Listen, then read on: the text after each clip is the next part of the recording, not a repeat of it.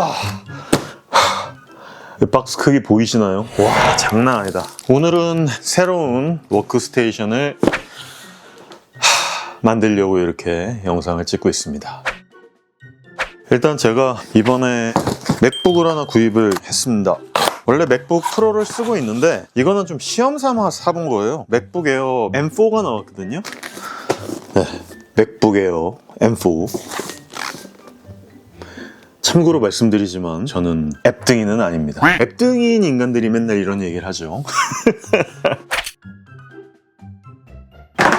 자, 그리고 이 어마무지한 녀석은 뭐냐? 삼성의 뷰피니티 S7, 뷰피니티 S7이라고 하는 37인치 모니터를 하나 갖고 왔는데, 제가 사실 좀 작업장을 나눠요. 어떻게 나누냐면 컷 편집과 빠른 효율이 필요한 작업, 한마디로 얘기해서 막 빠르게 컷 편집을 따다다다닥 하고 색감 같은 거 필요 없고 화면 크고 그냥 효율이 되게 좋은 상태에서 막 편집이라든지 빠른 작업을 하는 그런 게 있고요. 그리고 디테일한 작업을 하는 목적이 있습니다. 예를 들어 이펙트를 넣는다든지 영상의 색감을 조절을 한다든지 영상의 색감을 맞춘다든지 뭐 이런 식의 작업들을 이렇게 분리해서 하시는 분들이 꽤나 있을 겁니다. 저 같은 경우에도 후자의 경우고요. 그래서 빠른 작업을 할 때는 화면이 큰 게 짱이거든요. 근데 뭔가 디테일한 작업을 할 때는 큰 화면이 필요하다라기보다는 좀 디테일한 색감이 좀 좋은 밝기라든지 효율성보다는 뭔가 아주 오밀조밀하게 정밀하게 깎을 수 있는 그런 정교한 작업실이랄까요? 현재는 정교한 작업실이라기보다는 러프한, 막 빠르고 엄청나게 효율적인 그런 빠른 작업이 필요한 워크스테이션을 현재 만들려고 하는 거기 때문에 색감이고 나발이고 색감 중요시하려면 OLED나 혹은 IPS 패널을 가진 그런 녀석을 가져와야 되겠지만, 이거는 그야말로 크기 보이십니까? 무려 37인치.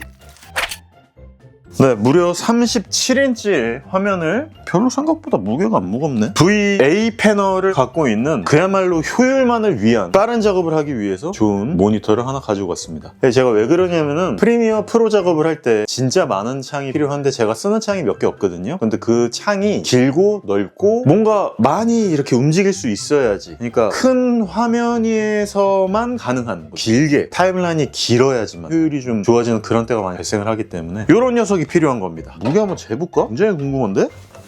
일반적으로 무게를 재는, 이거 될라나? 잠깐만, 몇 킬로그램이 한 개지? 으쌰. 아이고, 에러 나네. 얘는 안 되겠다. 사람 몸무게 재는 걸로 재야겠습니다. 제 몸무게를 재는 걸로 갖고 왔습니다. 5.5kg야. 진짜 별로 안 무겁다. 진짜 별로 안 무겁네요. 생각보다. 아니, 이렇게 큰 패널이 5.5kg밖에 안 돼요. 굉장히 좋은데? 그래서 이렇게 받침대가 이렇게 뭔가 가벼웠구나. 얘가 더 무거운 느낌이야, 바닥에 받침대가. 상당히 빠르게 체결할 수 있는 이런 구조고요. 5.5kg면 충분히 EV9이나 팰리세이드 아이오닉 9에서 충분히 천장에 매달아 놓고 즐길 수 있을 정도로 가벼운 무게거든요. 근데 지금 크기 보이시죠? 엄청나게 큰 거. 야, 장난 아니다. 좋다 이거. 디스플레이 크기가 어마무지하게 커가지고 이거 진짜 너무 좋은데? 그리고 이제 한번 맥북 에어를 뜯어볼까요?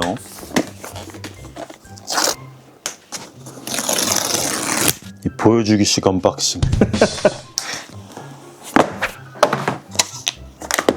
크기는 제가 일부러 15인치를 구입을 했는데 제가 갖고 있는 맥북 프로 14인치 M3 Max랑 거의 비슷한 느낌이에요. 근데 얘가 지금 문제가 얘가 USB-C밖에 지원을 안 하네.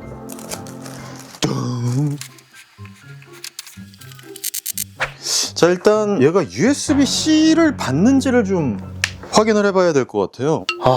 USB-C를 안 받는구나.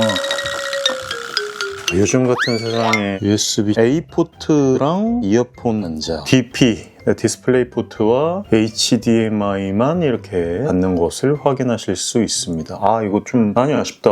USB-C 포트로 요새는 받기도 하면서 이런 부분들이 좀 추가가 됐으면 좋겠는데 되게 굉장히 허전해지는데, 왜냐하면 요즘은 이제 대세로 맥북 같은 좀 저전력 노트북 같은 경우들은 이런 걸로다가 모니터에서 어차피 전원을 받기 때문에 이런 전원을 받는 것에서 바로 노트북으로도 전원을 주면서 USB-C 포트로 연결도 하면서 이런 확장성이 되는데, 뷰피니티 S7 같은 경우에는 이렇게 USB-C 포트를 통해서 뭔가 연결을 하거나 전원을 받을 수 없는 상황이기 때문에 너무나 안타깝게, 뭐야 이거 맥북 에어기, 얘는 그냥 갖고 다녀야 되잖아. 얘는 나중에 제가 리뷰하도록 하겠습니다. 안녕.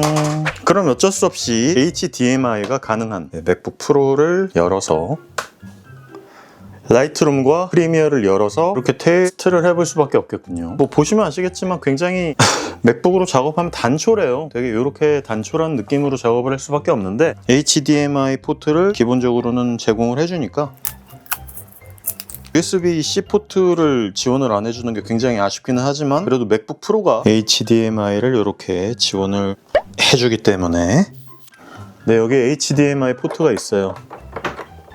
자, 이러면 어마무지한 크기의 확장된 디스플레이로 확장을 해서, 이야, 너무 좋긴 하다. 장난 아닌데, 이거를 이제 디스플레이를 통해서 메인 디스플레이의 정렬을 위로 이렇게 해줄 겁니다. 그럼 이런 식으로 딱 바뀌거든요. 그럼 제가 드래그 스크롤을 이렇게 위로 하면은 이렇게 가고, 얘를 다시 밑으로 내리면 이렇게 내려오는 거죠. 설마 이거 갖다가 신기해 하시는 분들은 없겠지. 840-2160 4K가 된단 말이에요. 정말 작아요. 조금이라도 이렇게 움직이는 이런 것들이 엄청나게 크기 때문에 해상도를 모든 해상도로 바꾼 다음에, 우와, 장난 아니다. 크기가 주는 압박감이 분명히 있어요. 조그만한 화면을 이렇게 위로 올리잖아요? 요만해지는 말이에요. 이걸 갖다가 이렇게 크게 키우면 환경이 정말 어마무지하게 넓어지는 거거든요. 현재 이 상태로 얘를 옆으로 살짝 이렇게 치운 다음에 얘로 작업을 할 경우에 제 손이 이렇게 가면 손이 그러니까 저는 이제 이런 식으로 작업을 하게 되면 엄청난 크기에서 타임라인을 갖다가 되게 효율적으로 작업을 할 수 있는 실사용자들한테 진짜 뭐 거의 최고의 워크스페이스를 제공해주지 않나 생각이 들고, 제가 좋다고 생각하는 부분 중에 하나가 이제 영상을 볼 때 진짜 좋은데요. 여러분들이 가장 궁금해하시는, 와, 겁나 커. 우와, 장난 아니다. 지금 맥북의 화면이 요만하면 얘는 화면이 이만하잖아요. 진짜 저는 VA 패널이라 그래가지고 화질이 별로 좋지 않을 거라고 개인적으로 생각을 했는데, 생각보다 화질이 되게 좋아서 깜짝 놀랐네요. 화면이 옛날 VA 패널의 그런 느낌이 아니에요. 되게 IPS 패널 정도 급의 준수한 화질을 보여주고 있고요. 역시나 4K이기 때문에 저는 이거 1080으로 제작을 했을 거란 말이에요. 4K 한번 확인해 보도록 하겠습니다.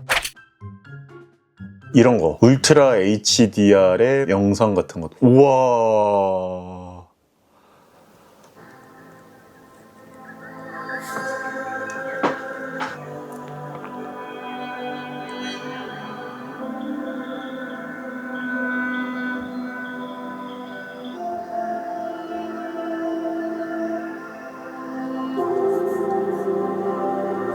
자, 이런 식으로 제가 실 작업도 하고 이런 식으로 영상을 보고 이런 부분들이 진짜 전혀 문제가 없다라고, 문제가 있다는 게 아니라 너무 좋은 작업 환경을 지금 저한테 보여주고 있기 때문에 행복하네요. 색상이, 그리고 저는 뭐 되게 별로 안 좋을 줄 알았거든요. VA 패널이라 그래가지고 그냥 참 세상에 기술이 많이 발전을 했구나라는 생각이 들어요. LED 패널이라고 되어 있기는 한데 뭐 사실 OLED 패널 같은 게 아니라 LED 백라이트고 그냥 LCD랑 똑같은 거죠, 어떻게 보면. 그런데도 불구하고 IPS 패널보다는 조금 문제를 삼고 작업을 못하겠다라고 싶을 정도의 예민하신 작업자분들이 있을까 생각이 들고요.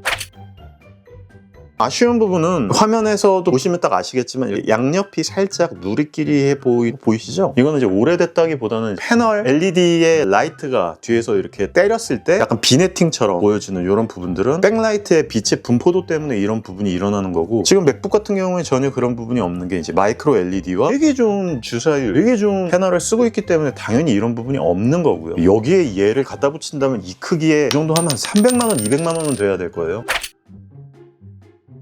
뷰피니티 S7에 대한 내용에 대해서는 장단점이 굉장히 뚜렷한 녀석이기는 합니다. 보시면 아시겠지만 맥북 프로로밖에 연결할 수 없다라고 하는 부분, 요거는 진짜 좀 아쉬운 부분이기는 합니다. 왜냐하면 제가 요즘 들어서 HDMI를 좀 잘 안 쓰는 경향이 있기도 하고, 제가 이걸 갖다가 차량 안에서 한번 촬영을 해보려고 하거든요. 이 정도 크기의 제품으로 제가 워크스테이션을 만들어 봤을 때 진짜로 저한테 좀 효율적인 작업을 할 수 있는가, 그리고 또 제가 요즘 들어서 생각을 많이 하면서 촬영을 하고 있는 게, 어떻게 하면 차량 안에서, 특히나 전기 차량, 큰 대형 전기 차량이나 곧 나올 뉴 모델 Y에서 이 정도 크기의 화면을 천장에다, 차량 위에다가 붙여놓고 영상을 보거나, 보니까 5.5kg밖에 안 돼가지고 충분히 그게 가능할 것 같거든요.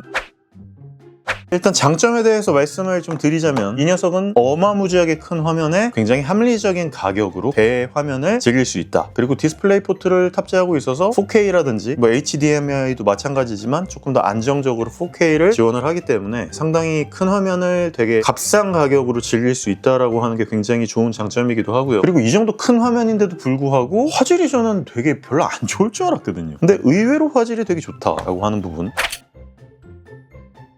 그래서 이걸 갖다가 이렇게 그냥 맥북에다 연결해갖고 HDMI에다 연결만 하면은 되게 편안한 화면을 감상할 수 있다라고 하는 부분은 상당히 큰 장점. 그리고 생각보다 화질이 나쁘지 않다라고 하는 점, 해상도 4K라고 하는 점, 진짜 웬만한 영화 같은 것들, 이런 것들을 시청하는 데는 정말 되게 좋은 생산성을 보여주고 있기도 하고, 컨텐츠를 소비하는 용도로 쓰는데도 굉장히 저는 개인적으로 좋다고 생각을 합니다. 그래서 크기가 깡패다, 해상도가 깡패다라고 하는 요즘 세상의 어떤 트렌드에 맞춰가지고 정말 좋은 컨텐츠 소비를 위한 최고의 모니터다라고 말씀을 드릴 수 있겠습니다. 근데 단점이 아쉬운 부분, 아까도 말씀드렸지만 이 USB-C 포트를 전원 공급이라든지 맥북 에어 같은 녀석들, 요런 아이들한테는 쥐약이다. 얘는 HDMI를 통한 뭔가 단자, 젠더가 있어야지만 연결을 할 수 있다라고 하는 점. 저 같은 경우에 맥북 프로도 있고 맥북 에어도 있고 일반적인 노트북도 있으니까, 근데 저 같은 사람들이 많지는 않을 것 같아요. 디바이스 하나로 모든 것들을 다 해결을 해야 될 때는 이렇게 USB-C 포트로 출력도 해주고 또 전원도 받아서 이렇게 작업을 해야 되는데, 이런 부분들이 아쉽다라고 하는 부분.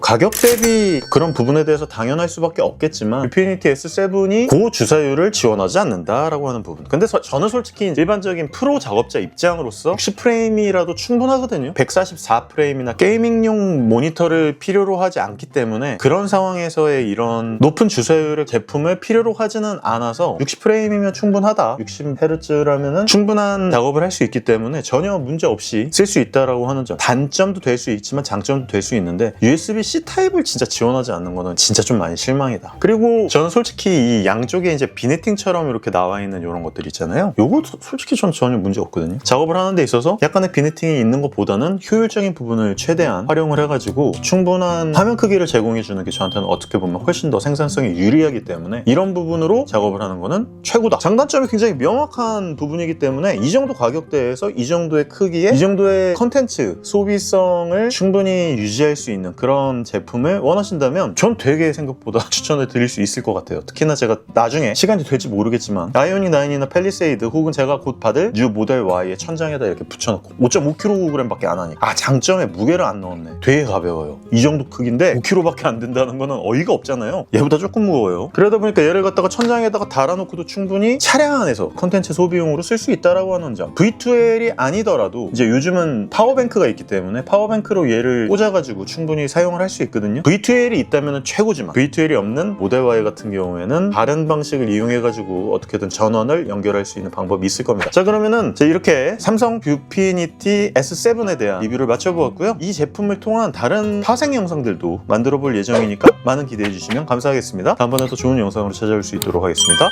IT테크 유튜버 울트라민유군이었습니다.